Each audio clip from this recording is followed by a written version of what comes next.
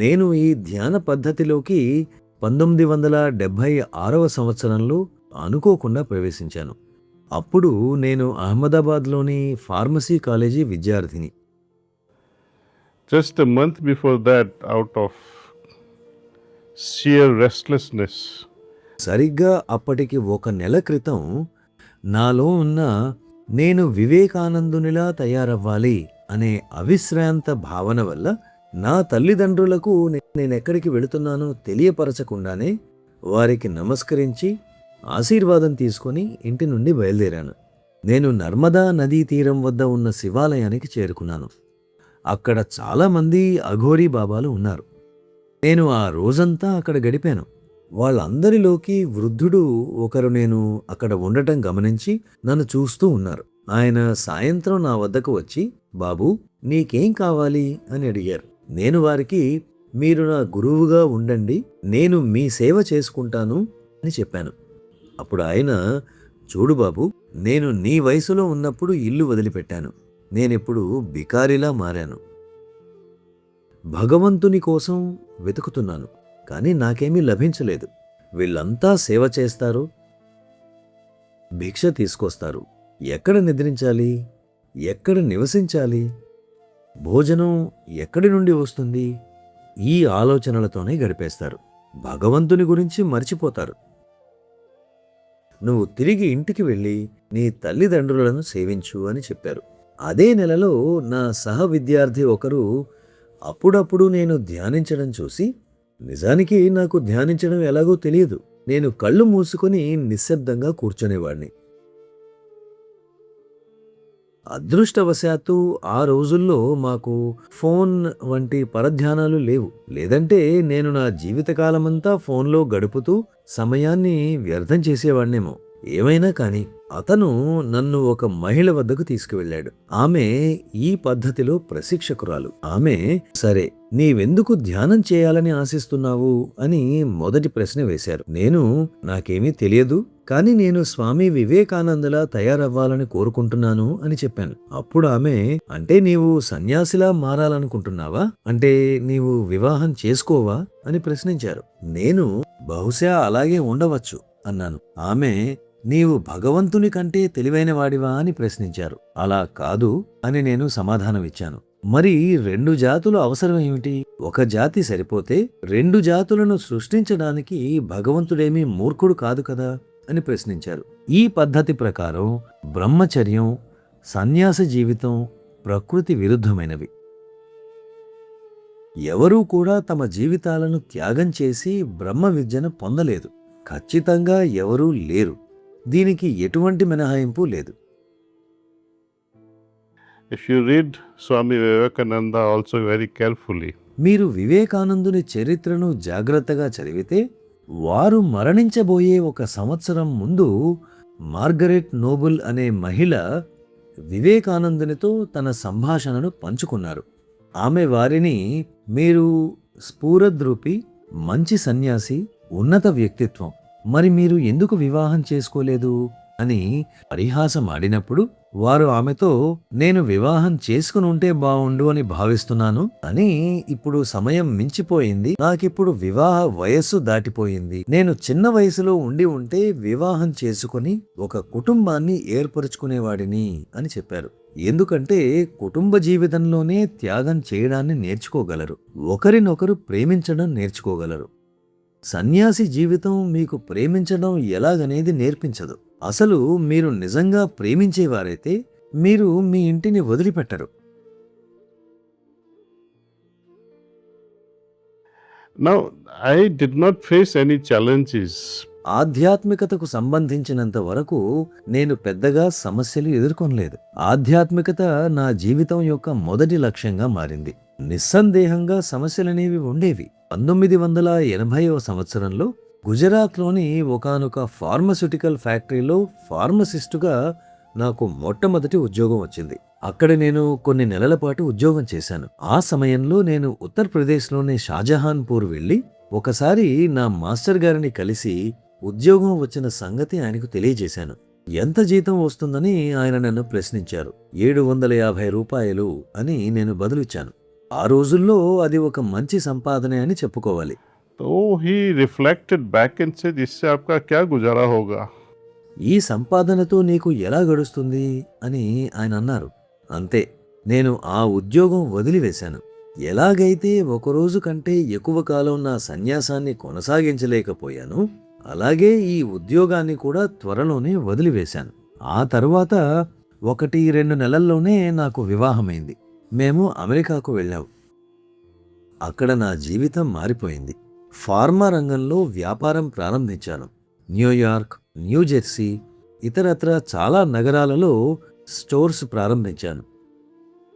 And had a very successful pharmacy life. But at the same time, while doing all those things, in studies, all my friends were meditating. Pharmacy పరంగా చాలా విజయాలను సాధించాను. చదువుకునే రోజుల్లో కూడా మేము 24-25 మంది స్నేహితులు కలిసి ధ్యానం చేస్తూ ఉండేవాళ్ళం. అలాగే అమెరికాకు వచ్చిన తర్వాత మీలో ఏదో విభిన్నత ఉంది, అది ఏంటి అని ప్రజలు ప్రశ్నిస్తూ ఉండేవారు. And even the patients, even the doctors with whom we had the relationship, మా షాపుకు మందుల కోసం వచ్చే పేషెంట్లు, నేను కలిసే డాక్టర్లు, వీరందరూ కూడా చాలా సులభంగా మన యోగా పద్ధతి వైపు ఆకర్షితులయ్యేవారు. కావాలనుకుంటే మీరు కూడా మీ యూనివర్సిటీలో ఒక ప్రయోగం చేసి చూడండి. ఒక్కొక్క గ్రూపులో 10 మంది విద్యార్థులు ఉండేలా కొన్ని గ్రూపులుగా విడిపోయి ఇతర ధ్యాన పద్ధతులను, ఒక గ్రూప్ హార్ట్ఫుల్నెస్ ధ్యాన పద్ధతిని సాధన చేసి చూడండి. మీరిప్పటికే ఈ ధ్యాన సాధన చేస్తున్నారనుకుంటాను. అందరినీ వారి వారి వ్యక్తిగత అనుభవాలను, అనుభూతులను ఒక డైరీలో పొందుపరచమనండి. ఆ అనుభవాల ఆధారంగా ఏ ధ్యాన పద్ధతి ప్రయోజనకారి అన్న విషయాన్ని ధృవీకరించుకోండి. ఏ పద్ధతి మీకు మేలు చేకూరుస్తుందో తెలుసుకోండి. ఇతర పద్ధతులు మిమ్మల్ని ఆకర్షించినా పర్వాలేదు. 2003 సంవత్సరంలో నేను ఈ ప్రయోగాన్ని ఫిలదెల్ఫియాలోని డ్రెక్సెల్ విశ్వవిద్యాలయంలో పరీక్షించాను. విద్యార్థులందరూ వివిధ పద్ధతులను ప్రయత్నించారు. చివరకు వాళ్ళు హార్ట్ఫుల్నెస్ ధ్యానం అత్యంత సరళమైన, ప్రభావవంతమైన విధానం అని ఒక ఖచ్చితమైన నిర్ణయానికి వచ్చారు. ఇందులో అనవసరమైన ఆచారాలు లేవు. అత్యంత ముఖ్యమైనది ఏంటంటే ఇందులో డబ్బు ప్రస్తావన లేదు. గురుదక్షిణగా డబ్బులు ఇవ్వండి అని దాజీ అడగరు. ఎప్పటికీ అలా అడగటం జరగదు. మా గురువర్యులు పూజ్య బాబూజీ 1972 సంవత్సరంలో ఉత్తర అమెరికా పర్యటన సమయంలో ఆ దేశస్థుడు వారికి ఒక $50 నోటు ఇచ్చాడు. బాబూజీ గారు ఏంటిది అని ఆ వ్యక్తిని అడిగారు. బాబూజీ తన జీవితంలో అప్పటి వరకు ఎప్పుడూ $50 నోటును చూడలేదు. ఆ రోజుల్లో రిజర్వ్ బ్యాంక్ ఆఫ్ ఇండియా నిబంధనలకు లోబడి ఏ భారతీయుడు $20లకు మించిన కరెన్సీని విదేశాలకు వెళ్ళేటప్పుడు తీసుకొని వెళ్ళకూడదు. కనుక బాబూజీ $50 నోటును చూడలేదు. బాబూజీ గారు ఆ అమెరికన్ వ్యక్తితో, ఇది నాకు ఎందుకు ఇస్తున్నావు అని అన్నారు. మీరు నాకు ముక్తిని ఇస్తానన్నారు కదా, అందుకే అని సదరు వ్యక్తి బదులిచ్చాడు. బాబూజీ మహారాజ్ కాసేపు మౌనం వహించి ఇలా అన్నారు, భగవంతుడు అమ్మకానికి లేడు. అయినా భగవంతుడిని కొనగలిగితే నీవు ఆయనకు ఎంతని వెలగట్టగలవు? ఆయనకు వెలకట్టగలిగి కొనగలిగితే మాత్రం అటువంటి భగవంతుడితో నీకు అవసరం ఏముంది? ఇక నేను ఎదుర్కొన్న సమస్యలంటారా? ప్రియమిత్రులారా, ఇబ్బందులు, సమస్యలు జీవితంలో ఎప్పటికీ ఉంటూనే ఉంటాయి. remember how much difficulty you had before getting admission in this university. మీరు ఈ యూనివర్సిటీలో చదువుకునే అవకాశం కొరకు ఎన్ని సమస్యలను ఎదుర్కొన్నారో ఒకసారి గుర్తు తెచ్చుకోండి. చదువు పూర్తయిన తర్వాత ఉద్యోగంలో చేరేందుకు కూడా సమస్యలు వస్తాయి. ఇలా మీరు ఎదుర్కొనే సమస్యల తీవ్రత పెరుగుతూ పోతుంది. తరువాత పెళ్లి, ఈమెనా లేక ఆమెను పెళ్ళాడాలా అని మీరు గందరగోళంలో కొట్టుమిట్టాడతారు. తరువాత ఉద్యోగం చేయాలా లేక వ్యాపారమా అని ఇలా సమస్యలు పెరుగుతూనే ఉంటాయి. ఇక మీకు పిల్లలు కలిగి వాళ్ళు మీలా టీనేజ్కి వచ్చినప్పుడు, నాకు ఈ పిల్లలు ఎందుకు పుట్టారో భగవంతుడా అని మీరు చాలా బాధపడతారు. మీ తల్లిదండ్రుల్ని అడగండి. మీ గురించి వాళ్ళు బహుశా బాధపడుతూనే అన్ని విషయాలను చెప్పవచ్చు. ఎందుకంటే ఈ రోజుల్లో కొందరు టీనేజర్ల గురించి అయితే ఓ మై గాడ్, వీళ్ళని కని పెంచి పెద్ద తప్పు చేశామని భావిస్తారు. ఇక్కడ నేను ఏం చెప్పదలుచుకున్నానంటే, మీ మార్గంలో క్రమానుగతంగా కష్టసాధ్యమైన స్థాయిలనేవి వస్తాయి. అయితే అవన్నీ మీ జీవితంలో భాగమే. మీ ఆధ్యాత్మిక ప్రయాణానికి ఏదీ అవరోధం కాదు. అయితే మనం వాటిని అవరోధాలుగా భావిస్తాం. See, I give you a simple example. At a physical level, we are ఒక సరళమైన ఉదాహరణ ఇస్తాను. భౌతిక స్థాయిలో మనకు జన్యుపరమైన పరిమితులనేవి ఉంటాయి. అవును కదా?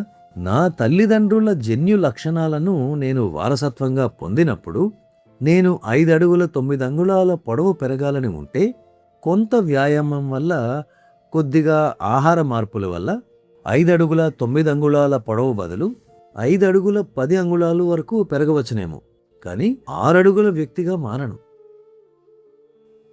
at a physical level, I have a lot of limitations. Now you move to the mental level. భౌతిక స్థాయిలో ఎన్నో పరిమితులుంటాయి. ఇప్పుడు మీరు మానసిక స్థాయి గురించి ఆలోచించండి.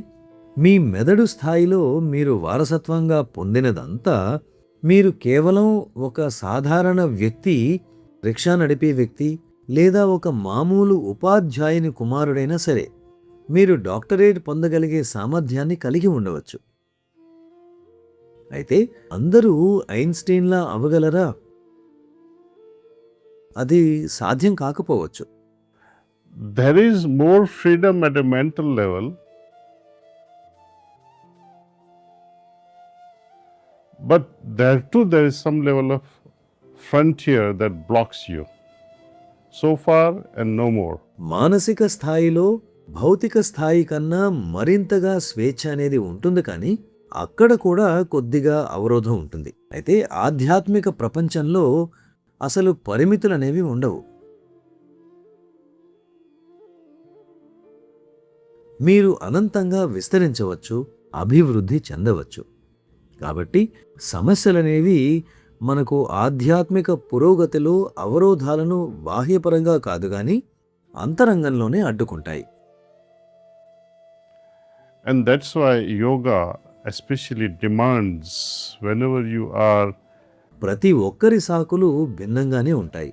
అందుకే యోగా ముఖ్యంగా అటువంటి సమావేశాల్లో ఉన్నప్పుడు, మీరు ధ్యానానికి కూర్చునే ముందు, ధ్యానించే సమయాల్లోనైనా, ధ్యానానంతరం కూడా మీ అత్యంత ముఖ్యమైన శ్రద్ధ అనేది మీ అంతరంగంలోనే ఉండాలి. మీరు చెల్లాచెదురైనట్టి శ్రద్ధను కలిగి ఉండలేరు. అలా కానప్పుడు మీరు అది కోల్పోతారు. even to prepare yourself to receive something, I had to be silent. I had to be focused within. మీరు కనీసం ఏదైనా పొందేందుకైనా సరే, మీరు అంతరంగంలో ధ్యాస కలిగి మౌనంగా ఉండిపోవాలి. అంతరంగంలో ఈ ధ్యాస లేనప్పుడు మీ సమయాన్ని, మీ శక్తిని వృధా చేయడమే. ధ్యానానంతరం కూడా యువత చాలామంది వాళ్ళ అపరిపక్వత కారణంగా ధ్యానం పూర్తయిన తక్షణమే ఒక స్ప్రింగ్లా లేచి హమ్మయ్యా అన్నట్లుగా వెళ్ళిపోతారు. ఇది అయిపోయింది, ఇక నేను స్వేచ్ఛాజీవిని అన్నట్లు భావిస్తారు. అప్పటిదాకా వాళ్ళు ఆస్వాదించిన నిశ్శబ్దత, ప్రశాంతతలను వాళ్ళు తక్షణమే పోగొట్టుకుంటారు. కాంక్రీట్ వేసే ప్రక్రియను మీరు గమనించారా? ఒక నడక దారిలో కాంక్రీట్ వేసిన తర్వాత అది స్థిరపడేందుకు కొంత సమయం ఇస్తారు. ఒక 24 గంటలు దానిపై నీటిని చిలకరిస్తూ గట్టిపడనిస్తారు. అప్పుడు ఇక పాదముద్రలు పడవు. అయితే కొన్నిసార్లు కుర్రవాళ్ళు దానిపై ఐ లవ్ మోనికా ఫలానా ఫలానా అని రాస్తారు. అలా ఈ ముద్రలు శాశ్వతంగా ఉండిపోతాయి. అలా వాళ్ళు కాంక్రీట్ని పాడు చేస్తారు. Now imagine concrete so hard and so solid becomes ugly if you don't let it settle. అలాంటి దృఢమైన కాంక్రీట్ కూడా స్థిరపడక ముందే రాస్తే పాడయి వికృతంగా తయారైనప్పుడు మరి కాంక్రీట్ కంటే మరింత సూక్ష్మమైన మరింత సున్నితమైన మీ ఆధ్యాత్మిక స్థితి పరిస్థితి ఏమిటి? పరధ్యానంతో ఒక్క ఆలోచన చాలు, మీరు దాన్ని పోగొట్టుకుంటారు.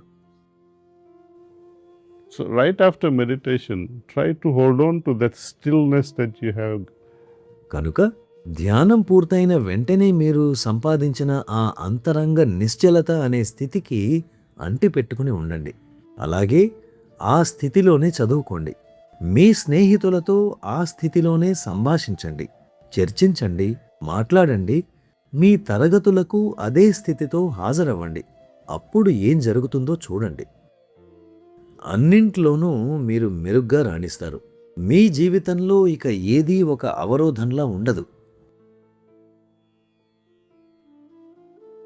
కష్టాలనేవి ఉండవచ్చునేమో, కానీ మీరు వాటిని చూసి చిరునవ్వుతో ఏం పర్వాలేదు, వాటితో కలిసి నడవగలను అని అనగలుగుతారు. ఎందుకంటే మీ మానసిక స్థితి అలాంటి ద్వంద్వాలను, అవరోధాలను ధిక్కరిస్తుంది. ధన్యవాదాలు.